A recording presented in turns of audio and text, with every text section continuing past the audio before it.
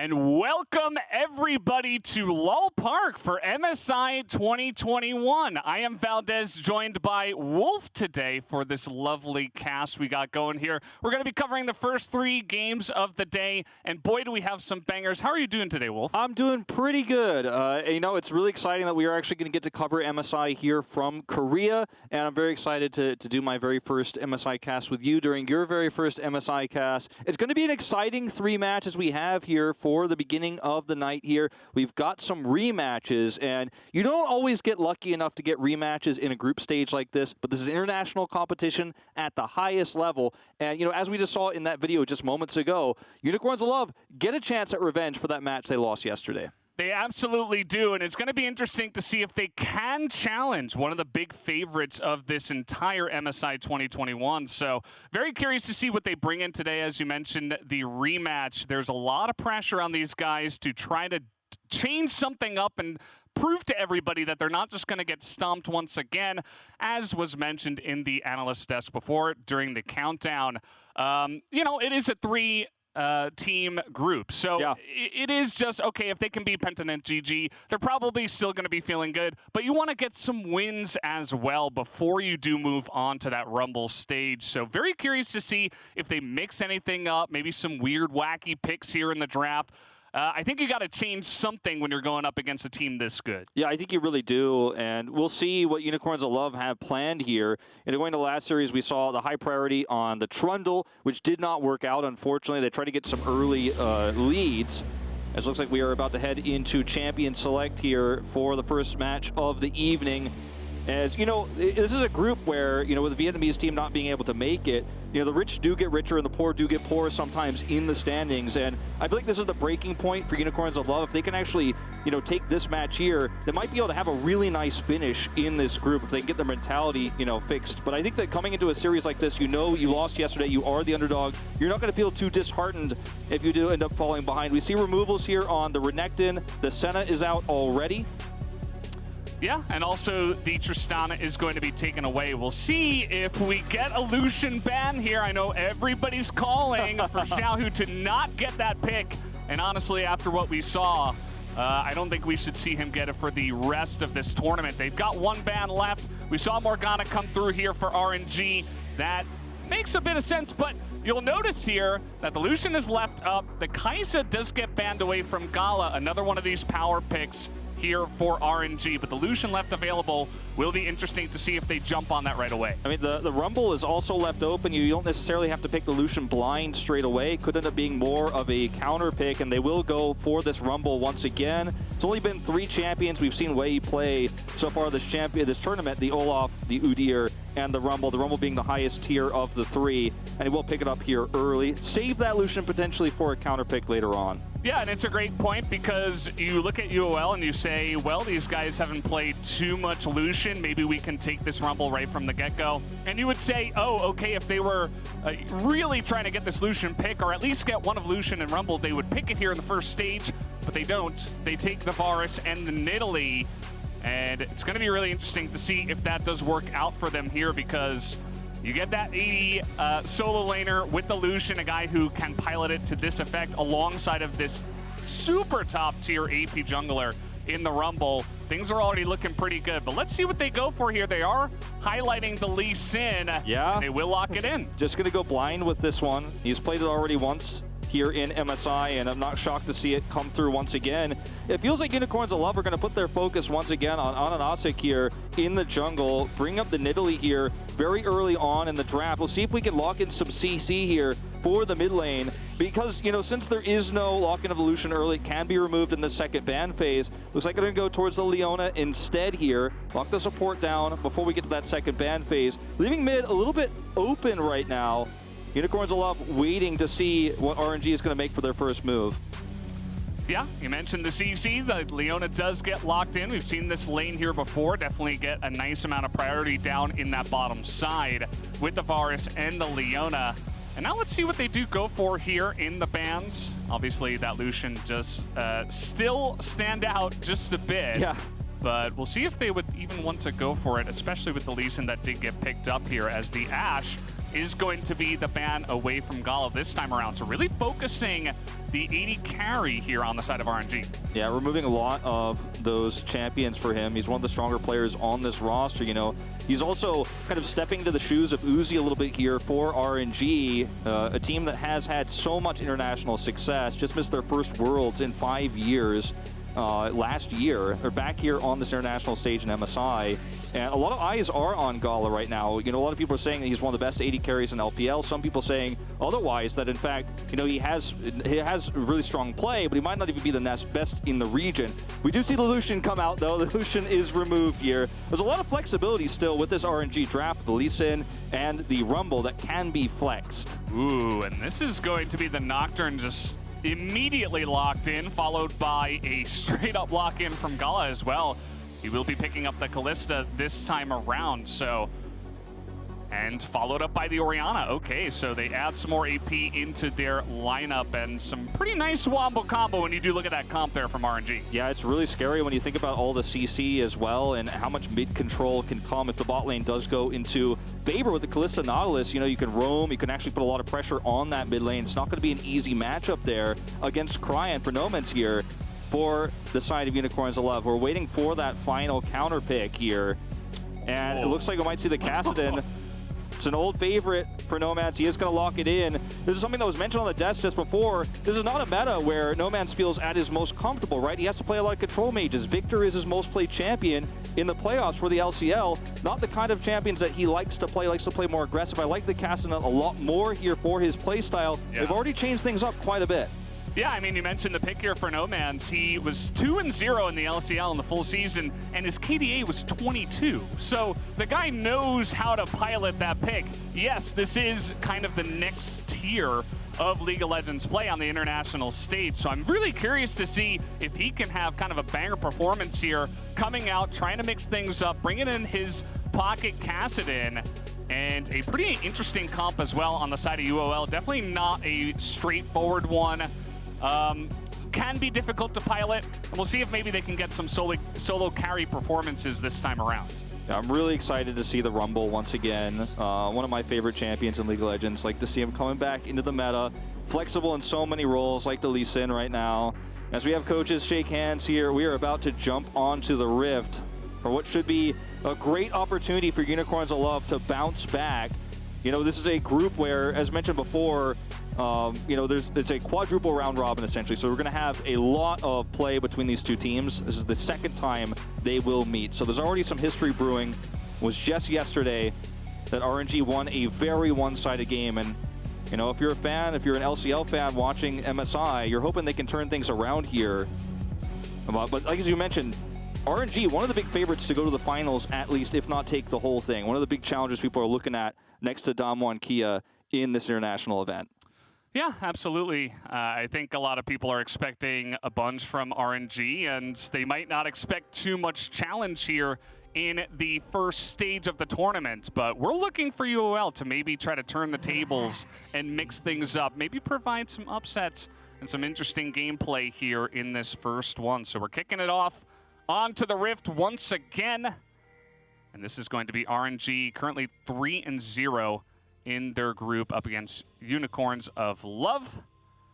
And man, this is going to be pretty interesting. I'm also curious, you know, we've had some stumbles with the Nidalee jungle coming in already in MSI. I'm curious to see how AHaHaCiK is going to go into the jungle up against that jungle Rumble, and Wei has been playing pretty well so far as well. Yeah, he really has. You know, Wei is definitely one of the names that doesn't stand out as much, I think, for a lot of people, because it is his first major international event.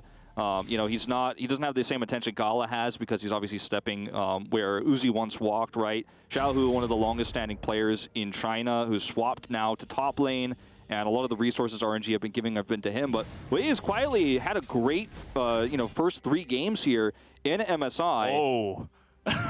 And here we go. Hold the phone. All right, you got a lane swap, the Orianna into the Nocturne. Yeah, you're about to hang up that phone. Don't hang it up just yet. Xiaohu, you were just mentioning the lane swap that this player has pulled off in his career. How about in this game? Yeah. Lee Sin, you know, it's a matchup we haven't seen in a extremely long time, but this is a very fun one for the Lee Sin, especially early on into that Kassadin. Yeah, it is going to be very, very tough. You know, on the top side of things, Boss did, you know, try to interrupt that swap there for Cryin. Didn't make it easy for him to go into lane. And meanwhile, on the bot side, ooh, this is a very early flash. This is at level 1, okay? This is just a straight-up dredge line from Ming and a follow-up from GALA, and you already get the flash away from Lodik. I think that, yeah, Xiaohu's able to move forward and actually spot the Nidalee moving in as well. So that was a nice maneuver. Pings out the Nidalee. They know exactly where she is.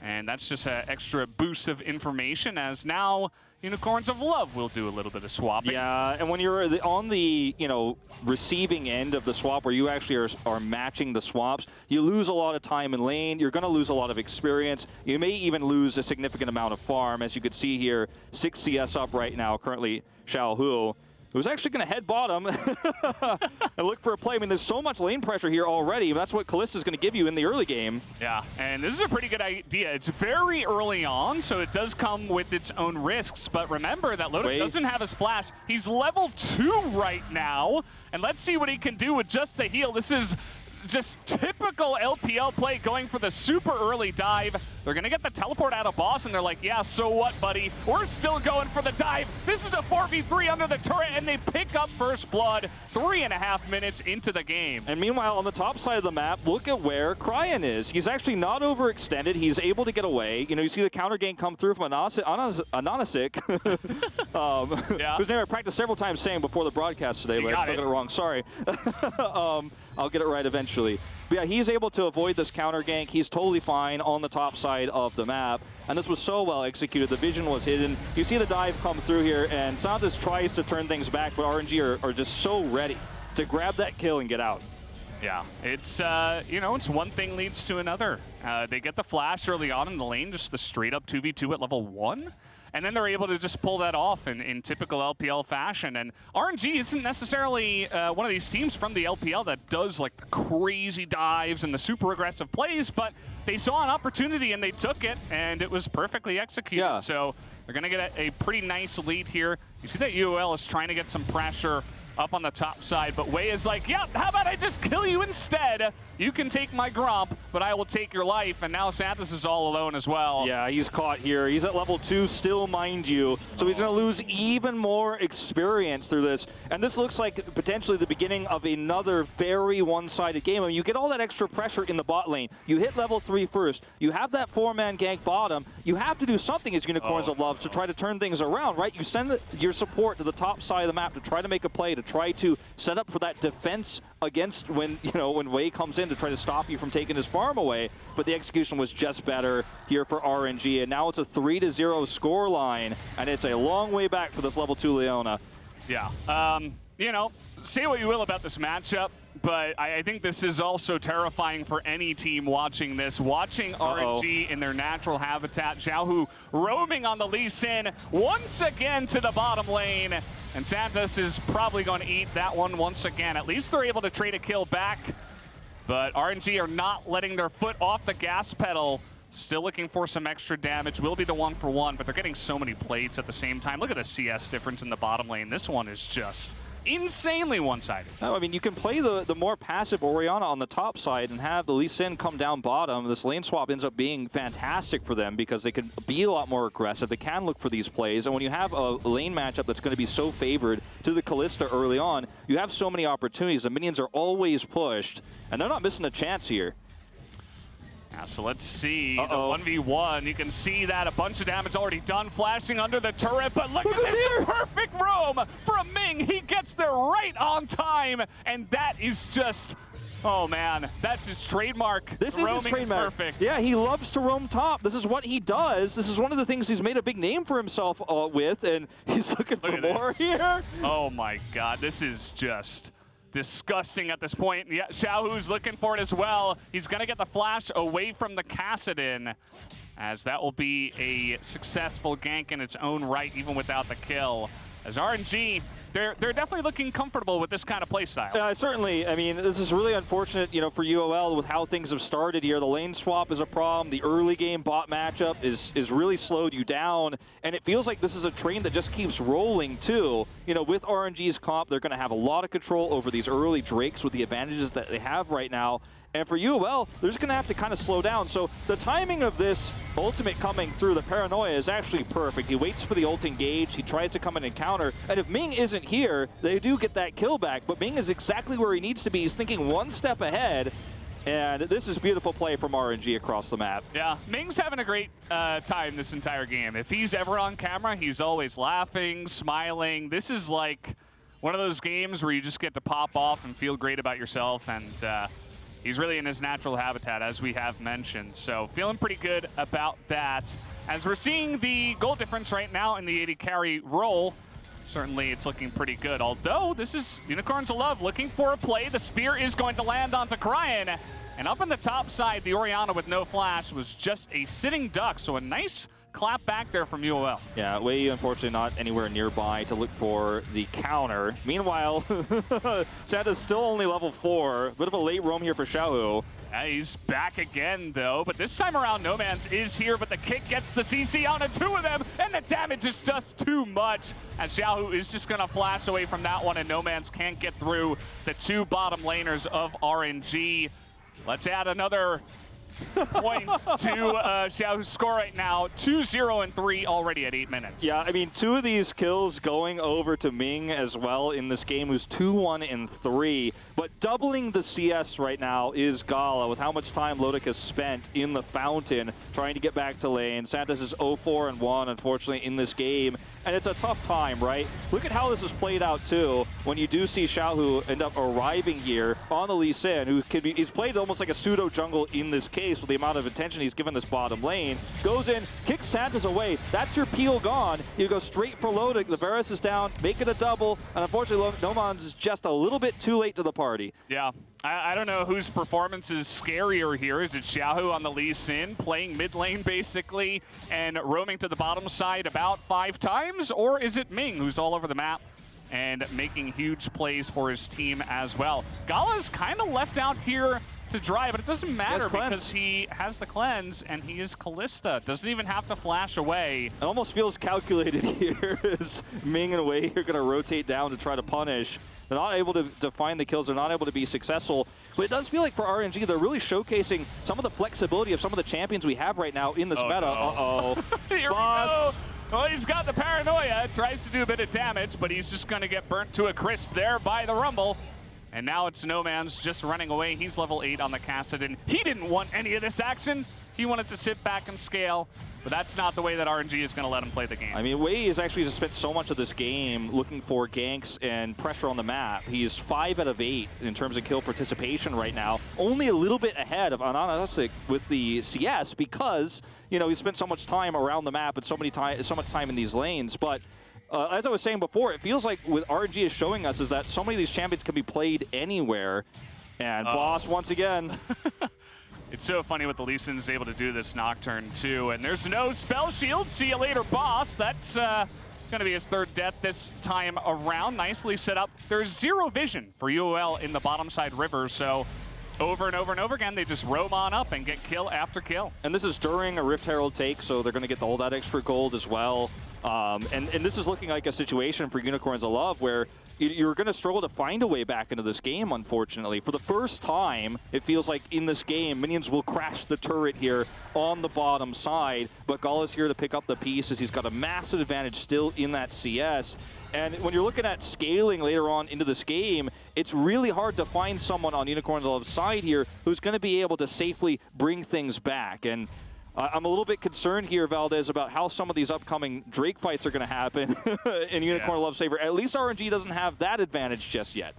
Yeah, I mean, I like that point. You look at this draft and you think maybe the Kassadin, you know, maybe we can get some Monk S's thinking about the timing when he's about to hit level 16, but I don't even know if that's going to matter too much because I think he just kind of hops in and dies against the amount of damage that RNG have, especially from this far behind.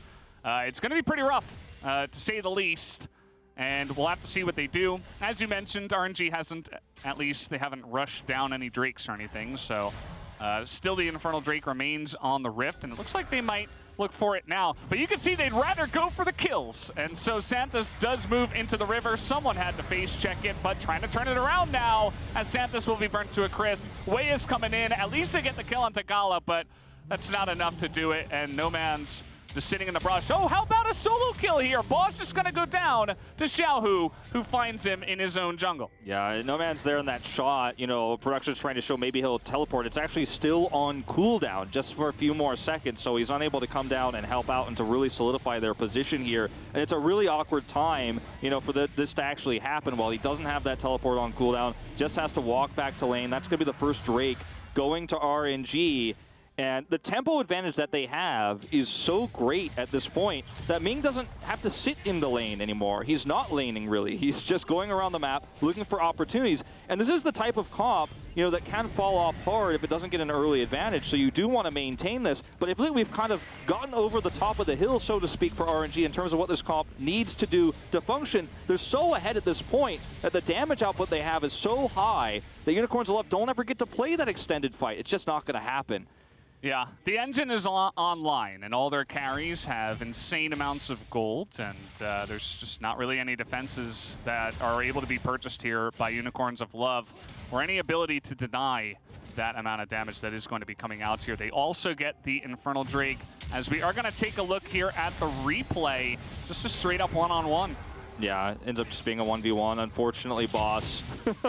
There's no way out. He goes straight back to him on top of the blast plant, and they go over the wall together. Only one emerges alive. And this is unfortunately not that comeback game, that revenge game that if you're a Unicorns of Love fan, you were looking for. This is a team that has so many international performances under their belt. These players have been to several international events across multiple teams. You know, the Vega Squadron days even coming to mind, you know, if you want to look all the way back. And this is a team that a lot of European fans, I think, look to as one of the kind of wild card teams that can actually upset in groups and can actually do very well at international events, even if expectations aren't high. But playing back-to-back games against their toughest opponent in this group is going to make them, you know, by comparison, look weaker. But this is really just a showcasing of how good RNG are right now in this meta. Yep, kind of on another level at this point in time. As you can see now, they're just trying to take away the enemy's jungle as much as possible. They're going to take away this blue buff for Cryin, who's been relatively quiet, but that's fine. You know, he's doing his job. Nomanz here nearly dies to just the Rumble, as they're easily going to be able to pick up the Nidalee here on AHaHaCiK. Couldn't really go into his own jungle at that point in time. So just another free kill going over to the side of RNG. And they're just not letting Lodik get online here in this game. You know, he's still significantly behind.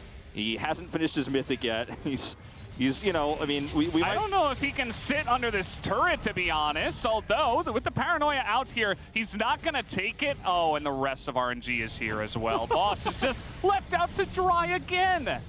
It's just not much they can do for him. It's not fair. It's not fair. But, you know, where can you get on the map here if you're Unicorns of Love? There's no Drake available at the moment. You know, they got a little bit of mid farm. You can see where Lodik is going to farm now that his turret's destroyed, is all the way back towards the red side of the map, the red side base, because he's just not able to get out anywhere on the map. And that's what this comp can do at this stage of the game, is you're kind of choked out. You're terrified. You don't have vision control. You can't be anywhere. You can't get anything on the map. So there's no way to punish these big dives by saying, okay, we're going to get a kill. We're going to get a turret on the other side of the map, when you can't be anywhere safely at any point in time if you're Unicorns of Love. All right, they're trying to make a play here. That's going to be respect shown by Cryin. Xiaohu is fighting, but he has to flash away himself as well. The Q does come in, but the flash from Nomanz, and he shuts down Xiaohu, finally picking up another kill here, and Nomanz trying to get the carry performance going here, looking for the play, and he picks up the double kill. A huge carry performance here from Nomanz, trying to make something of this game. Yeah, you can see the big grin on his face there as well. They're finally able to stop this train that is rolling forward non-stop here for RNG. It's a small victory here for Unicorns of Love, and they don't have a timing where they can grab a Drake out of this or get any sort of major objective, but it feels like it's one baby step back into this game. So we do watch this replay unfold here. A little bit greedy from Xiaohu in this case, even goes for the Q in. Well, unfortunately with Nomanz here, there was just no way they were going to be able to turn that. ends up turning it into a lot of extra value here on the top side of the map, even with that shockwave attempt. It's great. It's great timing as well. The Kassadin just hitting level 11. He's able to level up that ult for the second time, and the little bit of an overstay there from RNG, as you mentioned. It's just the perfect amount of shutdown in many different ways. So they get a lot of gold onto certainly their carry player here on the side of Unicorns of Love. And we'll see if he can maybe pull off a super play in this one, because right now he doesn't really have too much support. But we'll have to wait and see how this game does turn out. Yeah. You know, it's a comp, too, for Unicorns of Love where, you know, if it was any other style of play that we're seeing from RNG or any other champions, you know, you're the ones who are going to be roaming around the map being aggressive like that and making those types of plays with the Nidalee, right, with the Nocturne. Oh. Speaking of aggressive. Yeah, Xiaohu, you know, he's not going for the kills on the turrets. He's just chipping away at you. Even if you feel comfortable under your turret, you're not going to after he dives you and takes half of your health away. And the rest of RNG just pushes mid. Yeah, I mean, you see a play like that, and if you don't respond, maybe you end up losing your Nocturne. If you do respond, then you're going to lose more than just this mid turret here. Wade's going to get the Drake here solo alone. And this is what I'm talking about. You can't get out on the map as Unicorns of Love. They found those 2 picks on the top side, but that is it. That's all they get. So that's not going to be a shockwave that connects here, luckily for Boss. Has to flash away from that one. And yeah, I mean, you can see what RNG are doing. They're not giving any time for the Kassadin to get online. As the Paranoid comes in, Santos goes in looking for some kind of damage, and they do take out Cryin, but it's only Cryin alone. As Nomanz does teleport over to the bottom side. He's looking for an angle, but with the Rift Herald still up, it is going to be taken out. But RNG thinking about continuing to push. They will back away and respect Unicorns for now. And they force Nomanz back. They get his teleport here. I mean, this is a move where, you know, Nomanz is on the other side of the map, but if he doesn't come, while you have this Rift Herald pressure and you're all grouped up, you might be able to put some damage on the inhibitor turret, or maybe even find more if they don't respond. So, you know, you don't always have to play defensive against a Kassadin that's out on the map like that. You can sometimes force him to come to you. I do appreciate that Nomanz is out there trying to get that farm, trying to get that money. He's got 180 CS now. He's got his Everfrost online. His tier's nearly fully stacked. He is going to be a bigger threat later on in this game. The question is, will he ever be able to take a team fight on his terms? They're clearing away some of this vision right now, and it feels like for the first time in a long time, Unicorns of Love have a moment to breathe. Yeah, they're thinking about it. Nomanz here, he's level 11, but, you know, the cooldown on the ultimate is enough at this point. He is going to get kicked, and down he will go. As maybe if he was level 16, he could be in that spot, but not at 12. So they're just able to easily pick off the mid laner. And maybe with that, the hopes of Unicorns of Love. They're looking for more here. Santos is going to go down as well. And I would say they could run at the Baron now, but it's not even spawned, Wolf. No, not yet. It feels like we're later on in this game than we really are. A 16, or rather a 12 kills deficit here for Unicorns of Love. We're sub 20 minutes here, 10 seconds to go on that Baron. But sometimes you feel like you're caught between a rock and a hard place if you're Nomanz, right? You have to be the carry. You have to be the one who's getting that extra farm. You have to play greedy, because if you play safe, you're going to get choked out. You're going to lose this game anyways. You play greedy, you get punished for it. You might look bad to the fans. You might look bad in that moment. But what choice did you really have on the Kassadin there? I mean, like you said, he's not level 16 yet, but you've got to take risks. Now there's just no contest, unfortunately, whatsoever for this Baron. They're going to get the ward in. Do they have any time to actually get in there? No, the smite will be good from the side away. So they do pick up that Baron at 20 minutes into the game, and you could see that Unicorns of Love kind of knew it was coming, but there wasn't much that they could do, even with Boss having his teleport. Yeah, a little bit of extra resources, you know, relinquished to Boss, or you can actually, because they're all on Baron, you can actually push a little bit further, get a little bit more value. But here is going to be our Red Bull Baron power play here, the first one of the evening. And RNG in a position to use the map control they've had all game long, actually to do some permanent damage now towards the base of Unicorns of Love. They've got pretty good wave clear here. And they just have the ability to push through so fast, right, with this composition and the lead that they have. And Unicorns of Love, they don't have a composition that can make big plays anymore, right? The Nocturne, who's he going to ult in this situation? Who are you going to flank? Who are you going to pick off of the back? It feels like you're just waiting for the inevitable at this stage. Yeah, I mean, you can kind of see where their thoughts lied in the draft, right? You have some really nice split pushing, some good poke in your composition. But when the game gets blown open before 15, maybe even before 10 minutes. There's not much you can do, right? And now with the Baron buff, this kind of wombo combo team fight comp here from RNG is just looking to push down the mid lane. Will they look to take more than just the inhibitor wolf here? They do have tons of power under their belt. I mean, anybody gets picked on Unicorns of Love and it is all over. Say goodbye to your second chance of taking out RNG in this group. Got to be really careful about how you handle this. I like that play from Nomanz, just trying to threaten Xiaohu there, but he cannot overextend. You get picked, like I said, and it's all over. All right, well, they're looking to push in now with the Baron buff onto this bottom lane. And you can see nobody on the side of Unicorns of Love wants to get anywhere near anyone on the side of RNG. The wall is always just zoning everybody away. And that's going to be 2 inhibitors down. And how about a buff as well, just as a bonus? Way, just a little bit of a cheeky ultimate thrown out there. And it's got such a low cooldown. I mean, why not throw it out? Yeah, why not? And now the timing works out so perfect to retreat because you can just go up and set up for what is going to be Soul Point here. Uh-oh. Fate's Call already used. And at least this time around, Unicorns of Love were able to disengage there, but that was looking a little bit scary as this Cloud Drake probably not the one you want to contest. It's just going to burn down. 16 and then go for the Soul Point one. Yeah, it burns down so quickly. You stay around the objective, but you can't get it. And, you know, arguably Unicorns of Love could have tried to look for something else on the map, but look at the minion waves. Look at the lack of vision they have on the map. It's just so scary to make something like that happen. You just have to sit back and wait, unfortunately, and hope for big mistakes out of RNG. But I liked how they focused down Ming, of all people, when that push happened, because Ming is the one who actually gets the hook. You get that setup there, the dredge line connects, and you kill someone, you end the game. So the focus fire was good there from Unicorns of Love. They handled the situation pretty well. I mean, this is a situation where you never want to be 12 kills down in a game like this. You never want to be 11,000 gold down on the international stage, second game in a row against a team like this. You know, it's not a best-of series, but it feels like one across days. But still, Unicorns of Love stay composed, and they're hoping and praying that there's a chance that if somebody makes a mistake here, someone overextends. Yeah, it's going to have to be something, you know, it's got to be some kind of miracle at this point, but we'll have to wait and see if they can pull it off. Going for the third inhibitor now, as where did he even go? Santos just gets destroyed in a couple of abilities used. Xiaohu is looking for the really cute play there, but not going to get the kick, doesn't matter. Gets everything else out of Lodik, gets his flash there. And now they're just going to look to push mid and maybe land a dredge line onto Nomanz as they're looking for these Nexus turrets. Boss trying desperately to clear the wave here as the ultimate now will come out. The equalizer from the Rumble. RNG looking to end this game early. That is a massive shockwave as in comes Nomanz. They're trying to turn it around here. Cryin, a little bit of a sitting duck.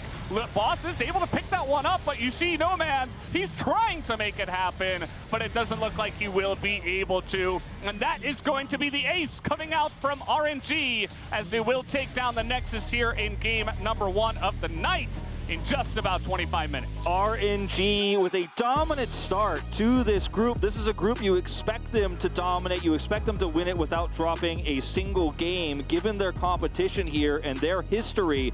But at the same time, they've made a statement in these 4 games. Each and every game they've played has been dominant and one-sided, and back-to-back wins against Unicorns of Love here are arguably their toughest opponent in the group, and they make it look easy. You've seen the power of Xiaohu on this Lee Sin. He can play it in the mid lane, he can play it in the top lane. Lane swaps. His team has not shown us too much in terms of in-depth strategy, but they have shown us their strengths and potential as a unit. And for Unicorns of Love, it's back to the drawing board. It's a tough set of matches, it's a tough week of competitive play when you have to face RNG back-to-back.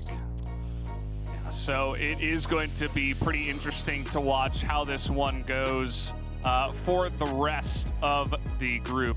But guys, up next, we'll see UOL return to the stage to face Pentanet.gg. As we go to break, let's listen in on the comms from the LCO Champions game versus RNG in Sounds of the Game presented by Bose. Udy's on the flank somewhere. Let's just get in. Look at Kaiser. Yeah, we can go. Kaiser. I got stunned. Just hit Leona. Just hit front. Yeah, Gnar. Hitting Gnar. Hit Gnar. Udi, back, front.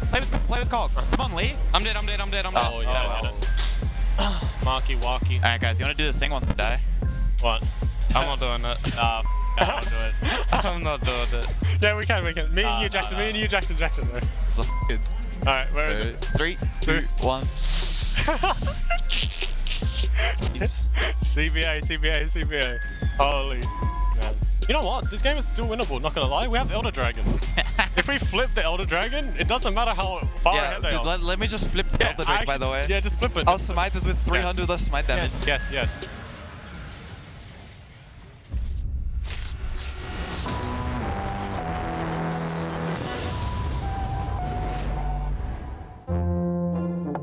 You don't have a chance against me.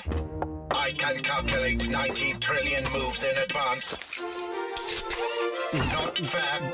Not fair. Red Bull gives you wings.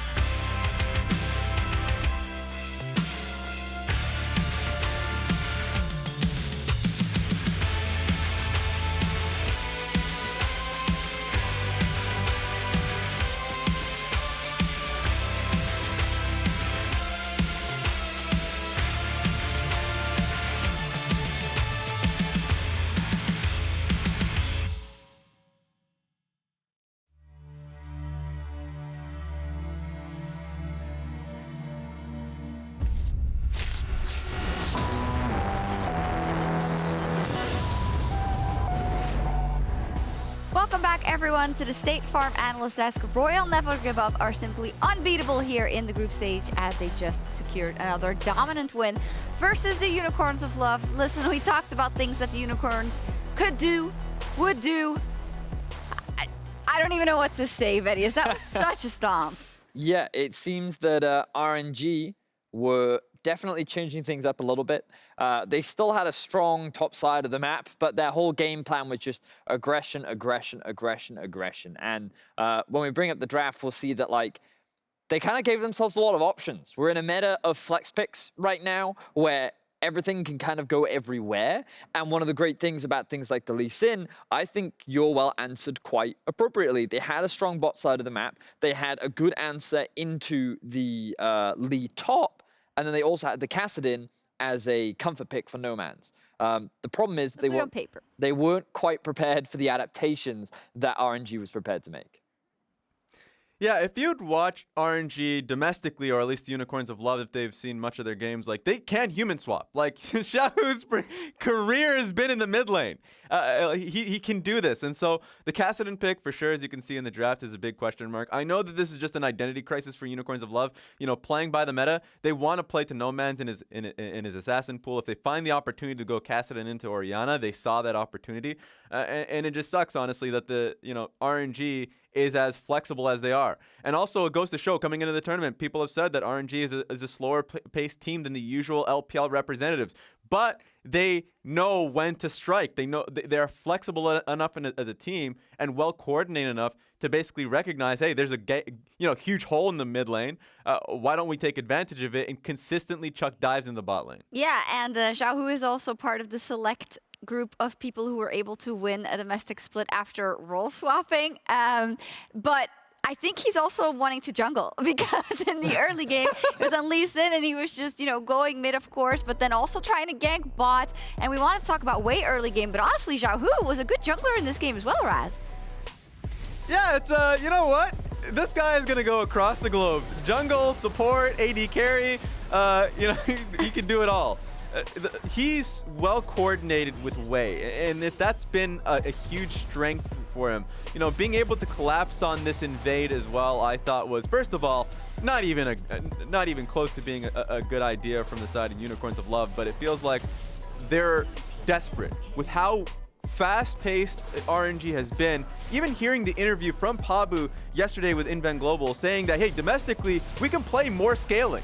And the enemy teams don't really, punish us. But when we go to internationals, RNG punished them, and it feels like that happened again versus Unicorns of Love. So definitely be more aware in the draft. Unicorns of Love, I think, needs to go back to the drawing board. That's a story I've heard so many times with teams who, and we read it in our prep docs as well. When we talk to the local experts, they say, yeah, they don't do too well in lane, but it's okay because they can do team fights. You don't get to play team fights when you're up versus RNG, or at least not an even keel. We talked about a lot of positives, but the Oppo player of the game is Ming. Dagda yesterday said, Vedius, that he is the best support in the world, and I can see how you would make that case, and I'm hoping that he will make it more as they progress in the tournament, but the guy's just phenomenal. He certainly is. He's definitely, for how long he's been around and for how good he's been for the duration, has been pretty incredible. He's definitely one of the greatest supports, I think, of all time. And I think that right now he is making a case for being the best support of this tournament. The timing on that roam was just exquisite, and he was just perfectly positioned around the map. His setup on the dives was also excellent.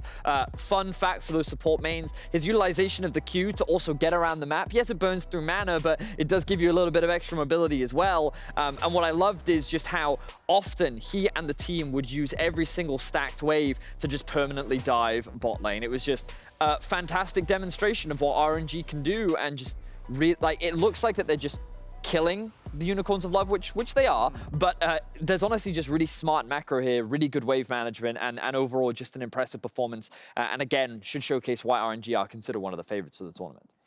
And that's the thing. I know, at least when it comes to vision control, replays don't do it much justice. It is a boring part of the game, but it is the most important part of the game. And when you have a hole in the map, if it's the Kassadin in mid lane, or if he, as the game progressed and he wanted to get the matchup versus Orianna in the top lane, I felt like they consistently, through Ming and Wei, got vision topside, or got vision around where Unicorns of Love were the weakest. And so that meant Drake stacking, that meant the eventual Baron. It made it so difficult for Unicorns of Love to enter their own jungle. And so this, to me, is incredibly important. It's the fundamentals of the game, because it's so hard to track just how good RNG is versus top tier competition. So you need to be able to see how effective they are and quick they are being able to do this. And then so far, they're getting passing grades across the board. They're excelling at this. Yes, they are. Fantastic performance by RNG. And for more on RNG's win, Laure is standing by with the man himself, Ming. Thank you very much, Sjokz. And Ming, thank you so much for joining me. Flawless journey for RNG so far. Can you tell me about your experience at MSI? 现在目前为止 ，RNG 的表现都非常的无可挑剔嘛。感觉现在目前为止的 MSI 的一个体验怎么样？感觉怎么样？感觉还不错吧，所以说还是有很大发挥空间的，我会尽力。It's just really great at MSI so far, and it's still for us we have a lot of improvement to do for our team. So yes, pretty great. Oh, nice that you still see improvements. I mean, I don't know that you've been challenged so far in this group, but we had a new format as we talked about previously. So what do you think about the level at MSI this year, both from major regions and emerging regions? 因为这个赛制嘛，其实之前有聊到过，因为有2个不是说特别大的赛区在你们同一个组，你是怎么看待的呢？其实我觉得来到 MSI 的队伍的话，我觉得每个队伍都很强吧。然后就是因为都走到了这里嘛，所以说我觉得每个队伍都有自己的风格啊各方面的，所以说我觉得都打得挺好的，都是有可以学习的地方。I think all the representatives of each region here at MSI, they're all very strong. Also that here we are in an international tournament, so I can learn a lot of things from each team, and they have their own play style. So that's why I think they're all very good in this international event. Interesting. I mean, yeah, they are the best team from every region after all. Focusing a bit more about you and RNG, Ming. You won MSI 2018 in Paris, I remember. It took you guys a long time to get back to in the international scene. So how much stronger do you feel this year compared to the year you won MSI? 你是曾经在2018年的 MSI 夺过冠的，然后今年你又回到了 MSI 的舞台上，所以今年的 RNG 跟之前的相比的话，你会觉得有什么不同的吗？我觉得没有什么不同吧，因为大家的目标都是一致的，所以说我觉得所有选手还有人啊的想法都不会变，所以说就还是都奔着那个冠军去的。I don't think there is a big change in our team since we're all having the same goal. We're fighting towards the same thing at international tournaments. So as long as we are heading to the same place, then it just nothing changed for us. All right, yeah, fighting to be your best self. Focusing on tomorrow, though, you will get to play 4 games during one day. There's no chance at all, actually, that you would drop out of groups. So what is going to be your focus for tomorrow's games?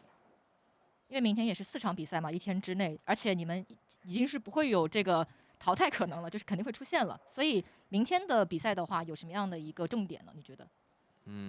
也没有什么特别的重点吧，就还是按大家的平常心去打，然后还是尽量赢下每一场比赛。We'll just play standard, play normal games, and try to do our best and put all our efforts to win every game. All right, well, thank you very much for the interview. And Iris, thank you so much for the translation. And we're going to take a break now. And we'll be back in a few minutes to see if Pentanet.gg can finally grab their first win against UOL. Stay tuned, guys.